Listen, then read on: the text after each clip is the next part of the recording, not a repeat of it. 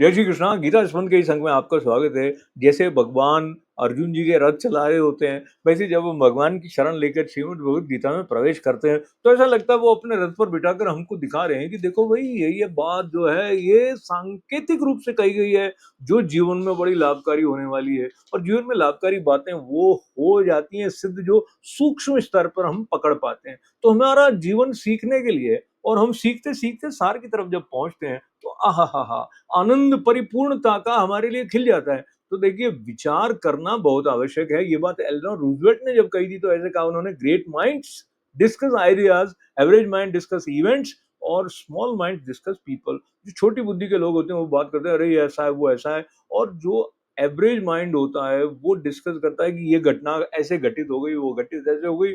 और जो बुद्धिमान ग्रेट माइंड होते हैं वो विचार की बात करते हैं। तो ये विचार की बात करने का संकेत प्रेरणा के साथ जब भगवान इस श्लोक में दे रहे हैं, तो वो ऐसा कह रहे हैं कि श्रेयान् द्रव्यमयाद्यज्ञ ज्ञान यज्ञ परंतप सर्वं कर्माखिलं पार्थ ज्ञाने परिसमाप्यते। कि हे अर्जुन, सांसारिक वस्तुओं से सिद्ध होने वाले यज्ञ से, तो सांसारिक वस्तुओं से सिद्ध होने वाले का मतलब ये है कि जो द्रव्य प्रयोग में ला रहे हैं ना स्थूल रूप में, उसी का चिंतन करते रहे। ये हो गया, वो हो गया, ये ला के रख दिया, वो लाया, ये नहीं लाया, वो नहीं लाया, ये ऐसा है, वो ऐसा है। इससे बाहर अगर हमारा मन निकला नहीं, तो जो ज्ञान रूप यज्ञ है वो हमारा सिद्ध हुआ नहीं। तो ज्ञान रूप यज्ञ जो है वो अर्पण करने के भाव के साथ, समर्पण के भाव के साथ जुड़ा हुआ है। वो द्रव्य यज्ञ से श्रेष्ठ, ऐसा भगवान ने कहा, क्योंकि ये कहा साथ में कि हे पार्थ, सारा जो जगत है वो कर्म ज्ञान में शेष हो जाते हैं। यानी कि ज्ञान उनकी पराकाष्ठा है।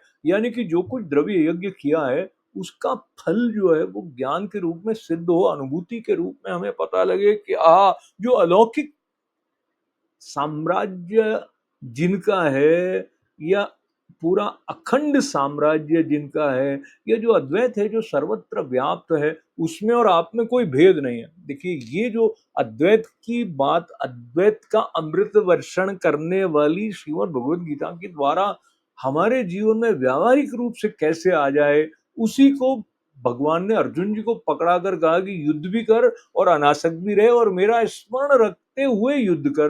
तो हम भी अपना जो जो कर्म करें समर्पित भाव से कर पाए, उसके साथ ही हमारे जीवन को यज्ञ बनाने का संकेत है, जो भगवान की कृपा से हम अपने जीवन में सिद्ध कर पाए। ऐसी प्रार्थना, मंगल कामनाओं के साथ बहुत बहुत आभार। जय जय श्री कृष्णा।